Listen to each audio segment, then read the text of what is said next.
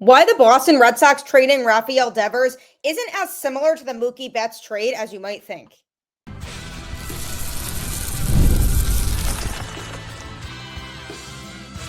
You are Locked On Red Sox, your daily Boston Red Sox podcast. Part of the Locked On Podcast Network, your team every day.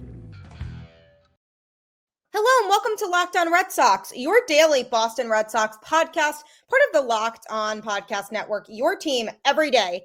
I'm your host, Gabby Maljanian, former ESPN social media associate and now current host of the Boston Balling podcast as well. And I'm here to bring you the latest in all things Boston Red Sox, Monday through Friday, straight to your favorite podcast feed. And it's free. That's the absolute best part. So make sure that you continue to tune in. This episode is brought to you by Monarch Money. Take control of your finances with Monarch Money. Use code LOCKEDONMLB at monarchmoney.com for 50% off your first year. Welcome to the show. Happy Wednesday. The Red Sox didn't make it very happy as of last night as they fell 8-0 against the Seattle Mariners, breaking what was a 6-game win streak prior to that. And obviously, every team is due for those types of games. And the Red Sox have been playing very good baseball as of late. So just got to win the series today with Garrett Crochet pitching. But Walker Buehler was not feeling it on the mound in last night's game. He pitched into the fourth inning, but he gave up 5 runs in the second inning. And his job in the rotation is in jeopardy if he doesn't turn things around. But that is a conversation for another day, because on today's show, I'm going to be going over the Rafael Devers trade and why it's not so similar to the Mookie Betts trade. Also, is Masataka Yoshida going to be sped up after all this mystery surrounding an update on him, as well as Wilyer Abreu being set to return this weekend for Boston? Now, you think about the Rafael Devers trade, and it's natural to think immediately back to the Mookie Betts trade because the feelings and the emotions are certainly matched. And the reaction I had when the Devers news broke was the exact same reaction I had when the news broke that they were trading Mookie Betts to the Dodgers. I was mad both times. And my in the moment emotions were saying, wow, this team doesn't deserve anything anymore. We're never going to win a game again. That was the reactionary Gabby that I'm sure other people must have felt too. And I was saying that exact same thing for both of those. And then you also think about Xander Bogaerts and how the Red Sox let him walk in free agency and go to the Padres. So you think about all 3 of those players, the big 3 in the Red Sox 2018 World Series run, and now they are all gone, and it's a completely new roster. The trading of Devers symbolizes the fact that the Red Sox are in a new era of Red Sox baseball now, and they wanted to create an environment in which their new young talent could thrive, and they didn't feel like Rafael Devers was contributing to that positive environment, and they were at a crossroads with him. The two sides couldn't align between the front office and Devers on what his future with the team was, so ultimately they made the tough decision to trade him. So yes, you can point to some similarities between this one and the Mookie trade. They were both homegrown stars. They were both guys that helped the Red Sox win a World Series and finish the season with one of the best records in baseball history. And they both were guys that we thought were going to be lifers on this Boston Red Sox team. But there are differences between the two.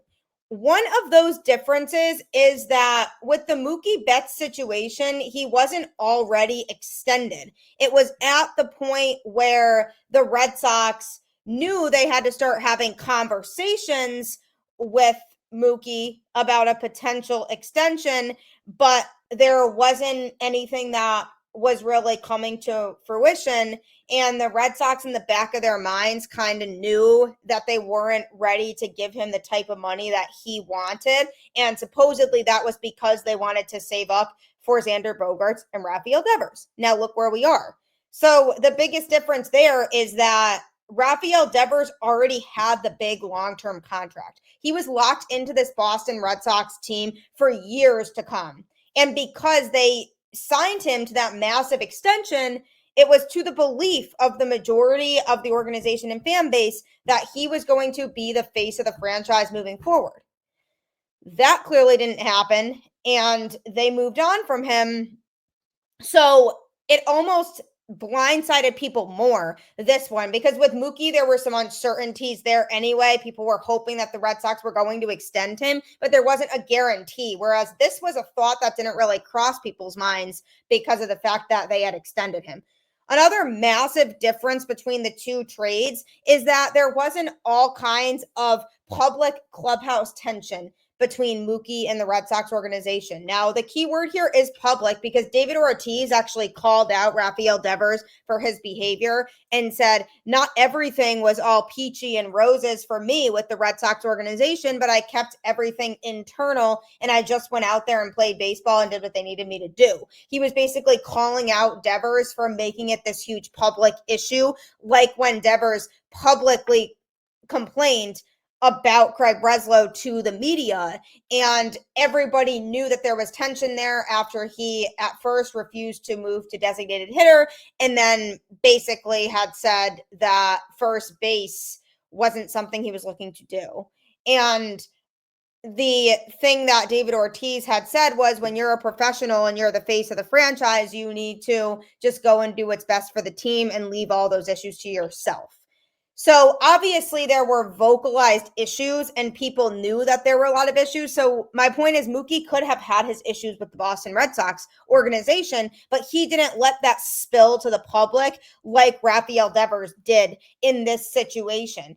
And if there was tension there, it wasn't something that became an imminent issue to the point where the Red Sox felt like they needed to trade him during the season. The trading Devers during the season is a huge difference here, and it shows that they really couldn't take his behavior in the locker room anymore. Whereas with Mookie, there were probably good vibes there between him and his teammates, so the Red Sox were waiting until the offseason because they didn't see this sudden urgency to trade him. The timing of when the Red Sox traded Devers really goes to show that they weren't confident in his ability to be a positive asset to this Red Sox clubhouse. So there are a lot of differences between the two. Now, another big difference with this situation here is that Rafael Devers was a one-dimensional player. He really could only hit. And yes, he could hit very well. Clearly top 10 hitter in the sport, arguably top 5 hitter in the sport. And that was what he did well. That was his specialty. Everybody needs to have that number one, that niche in their game that they do at an exceptional level in order to make it in the majors. And for that, for Devers, it's his offense. So I love that aspect of him, but he doesn't play well in the field and straight up refused to play in the field some point during this season. And then it led to more tension. And he's not fast, so he can't really steal bases either. So this isn't meant to be a knock on Devers. It's more proving the point that Mookie Betts was a lot more versatile of a player, could kind of play anywhere in the infield or in the outfield, be a DH and do it well. He had speed, so he could steal bases. So when the Red Sox traded him, they were trading away a more versatile player, which made it a little more difficult to justify. Whereas this scenario here with Rafael Devers, they found it easier to justify because they were trading a one-dimensional player. But both were franchise players that we thought were going to be here for a long time in Boston. And no matter how you slice it up, it's definitely a little bit unnerving to think about them continuing to ship away players that you thought would be cornerstone pieces to your franchise. Is this all a ploy for the Red Sox to be able to get Devers' contract off the book? Was it something that they didn't like to begin with? Or was it more that over time they came to this realization of what they're paying him for? And it ended up being the latter. It wasn't this big ploy to try to find a way to get Devers off the roster because they didn't want to pay his contract anymore. Because when he was playing in the field, they were all in on paying him that contract to be their franchise player. But once he started refusing to play certain positions, the front office got fed up and didn't want to spend that kind of money on a full-time DH. So that was when the last straw hit for the front office. And that's why it's different from the Mookie trade, because they just were not able to work out their issues, Devers and the front office. Whereas with Mookie, there weren't those at least well-known issues between the sides. It was just a matter of what he was asking for, the Red Sox weren't ready or willing to pay. So there are a lot of differences between the two. But coming up, what does Devers being out now mean for the Red Sox and Masataka Yoshida? Could he be rushed back? It's important to keep track of your finances and your spending, and that's where you can rely on Monarch Money. I've actually relied on it a lot lately because I've had instances in which my bank account has gotten hacked and I am uncertain about certain charges, whether it's me or it's a hacker, and that can get really scary. And I found that it was hard to keep track of my finances, and I was always asking, where did my money go? So Monarch Money has been an absolute lifesaver for me because not only is it a budgeting app, but it's a complete financial command center. So you can actually track all of your accounts, investments, and spending in one place. Take control of your finances with Monarch Money. Use code LOCKEDONMLB at monarchmoney.com for 50% off your first year. That's monarchmoney.com, code LOCKEDONMLB for half off your first year. Wow, the Red Sox had a disappointing loss last night, huh? 8-0 against the Seattle Mariners. Walker Buehler was on the hill and could not make it out of the fourth inning, and it was tough that the Red Sox had to go to the bullpen early, but it broke the streak of 7 consecutive outings that the Red Sox had with their starter throwing at least 6 innings. That was bound to happen eventually, but the thing with Walker Buehler is that he has been so inconsistent that he's going to have to start to vastly improve if he's going to want to keep his spot in this rotation. But thinking about where this team is at right now and the fact that they shipped out Rafael Devers to San Francisco, what does this mean in terms of the DH role? Because Alex Cora mentioned that they have a lot of talent on this team and they can rotate the DH role and have different guys take on that responsibility of playing in that position.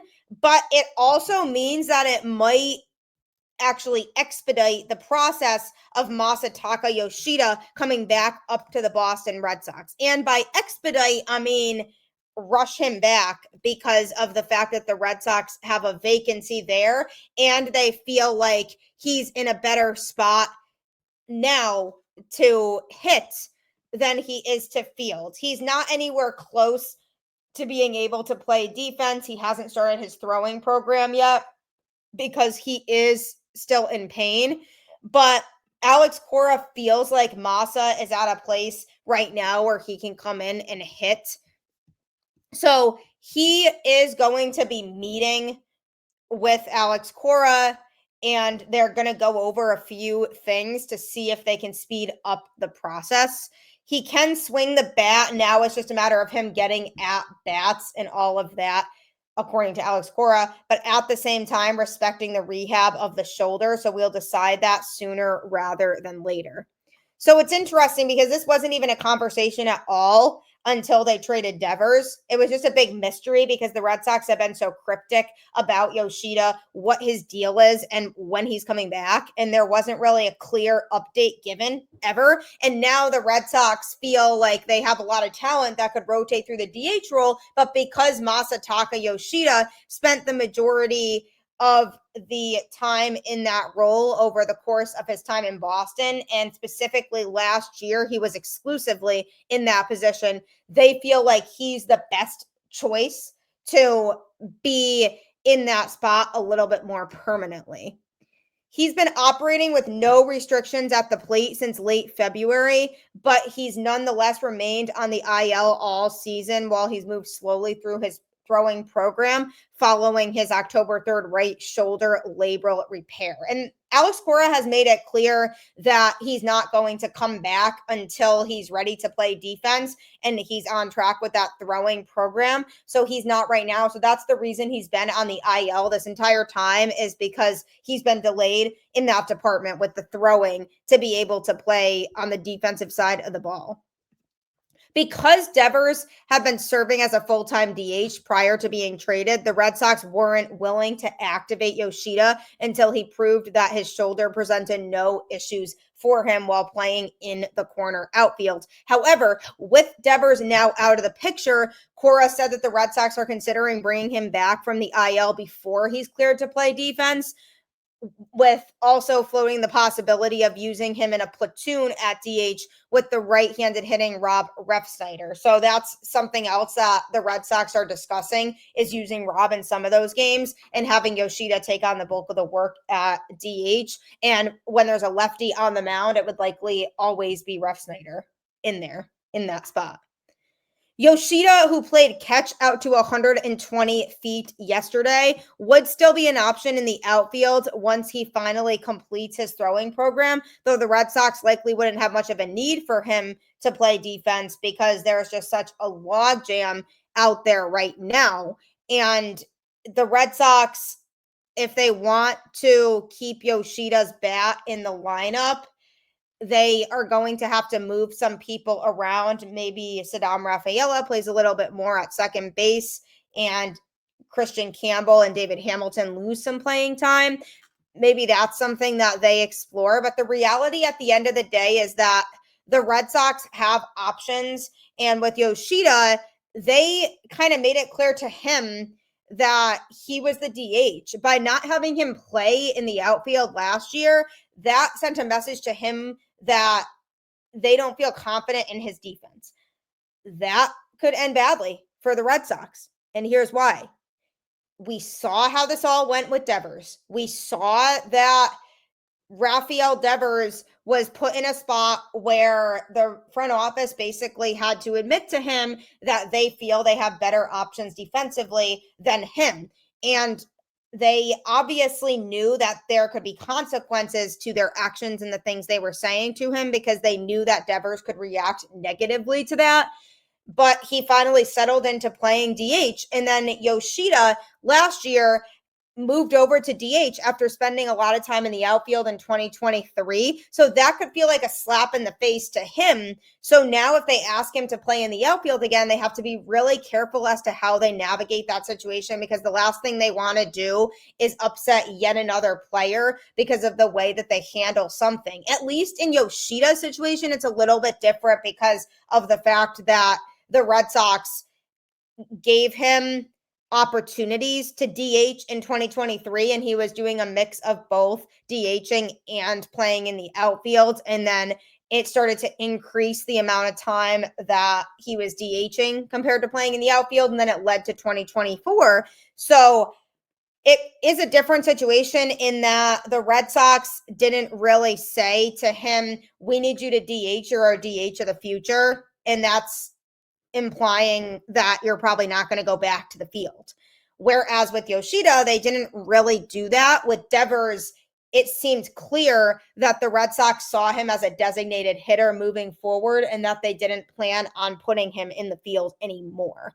Yoshida, the door is definitely still open there for him to play in the field. Alex Cora did make it clear that there haven't been any finalized decisions made, but when Yoshida does come back, DH will be his primary role, because for one, that's where it makes sense to put him with the way that the roster is right now. And for two, because that was his primary position last year, and the Red Sox always saw him as a guy who could be primarily a DH, especially because his defensive productivity isn't all there, just like with Devers, who was not a strong defensive asset to the team. You look at Yoshida, and it's very similar in that regard, that his strength is in his offense, and that's something that the Red Sox have valued, and that's something they're hoping that he can bring to the table upon his return. But it is definitely suspicious because there have been barely any updates on Yoshida. They kept saying he was really behind on his throwing program, and now magically, rumor has it, he might get sped up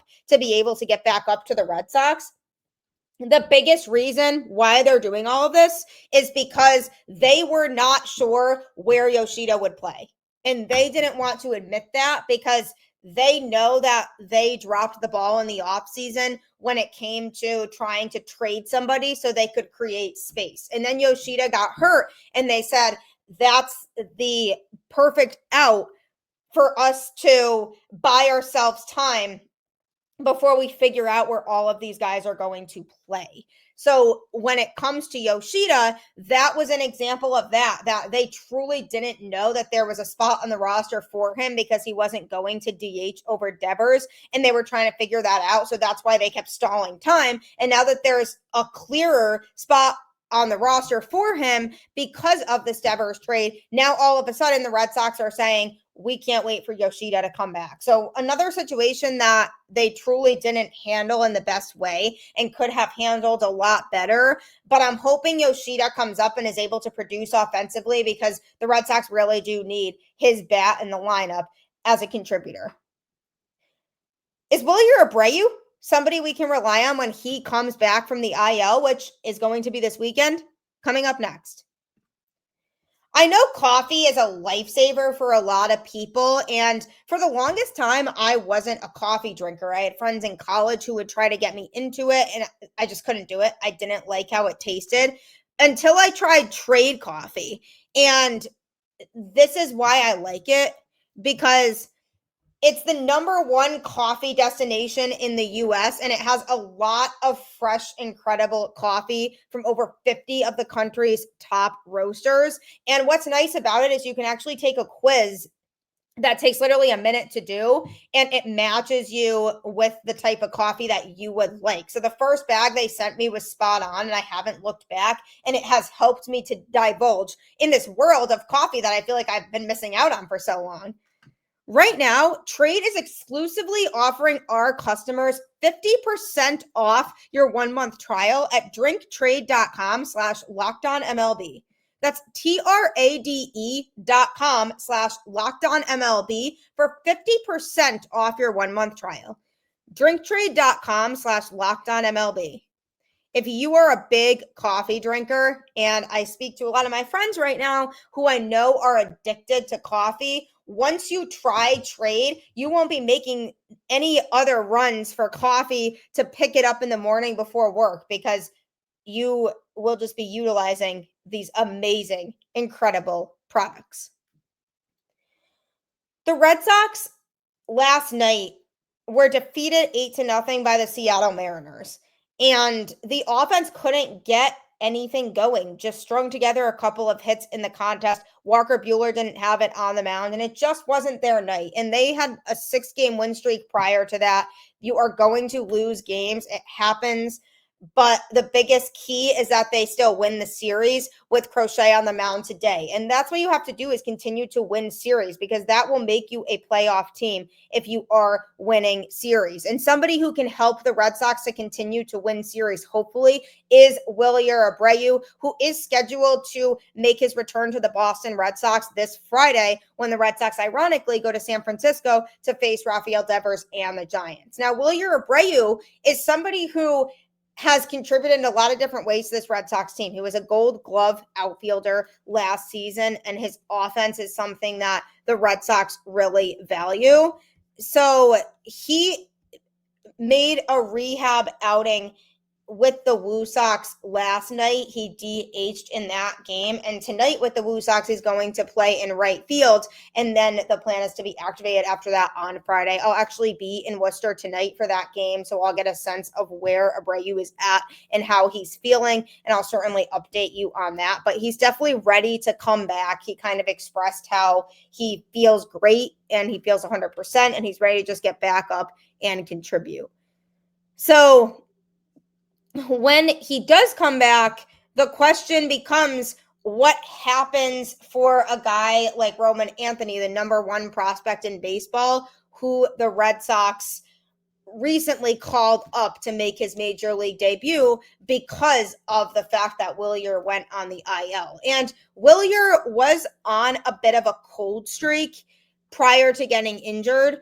At the plate, he wasn't really cashing in a lot in recent games. So hopefully that's something that he can tune up a bit when he gets back, and he can crank himself back up to the offensive productivity that we have seen from him prior. So that's the biggest mystery, is what happens with the Red Sox outfield when he does come back, because there is going to be a decision that has to be made, a player who's going to have to get moved around, and they have a surplus of outfielders now because They have Roman Anthony up now. They have Jarren Duran still. They have Cedar Rafaela, and they have Rob Refsnyder, who has been used as a DH a little bit more recently. And that's something I know the Red Sox are looking to explore as they navigate this outfield situation. But the question becomes, is somebody going to lose a regular spot in the outfield? And the answer is yes. There is no way that you can continue to play all of these guys as regularly as you have been unless you use Wilyer Abreu as a trade piece. But in the next couple days, I don't see that happening. So something's going to have to be figured out here.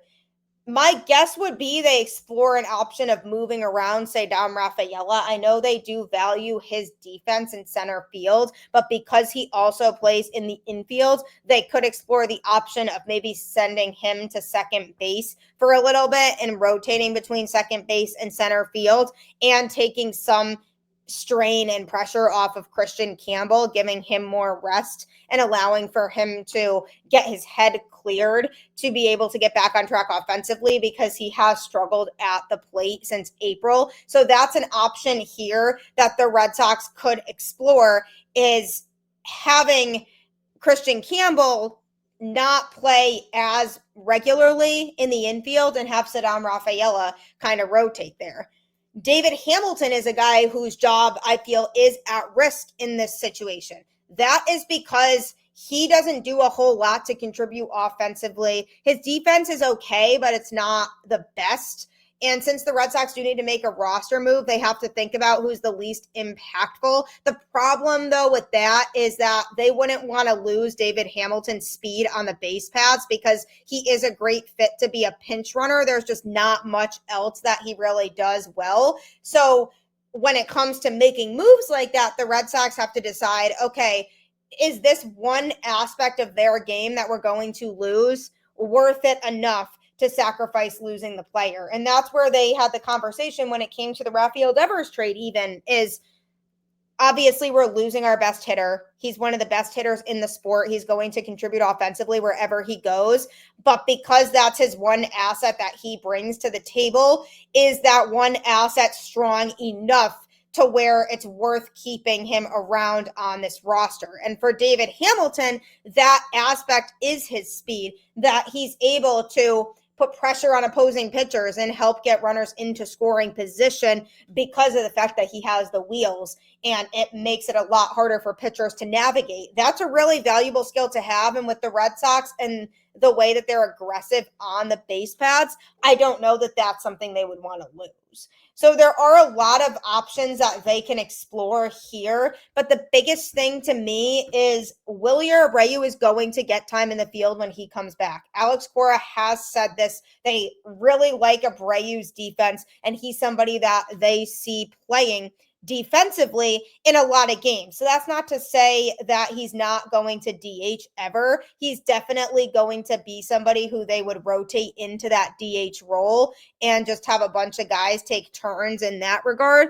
But they do want him to play in the field, as well as these other players that they really value from an outfield perspective. So what is the corresponding roster move going to be? You also have Nate Eaton, who briefly came into the outfield and took an at-bat for the Red Sox in last night's game after it was already an 8-0 wash.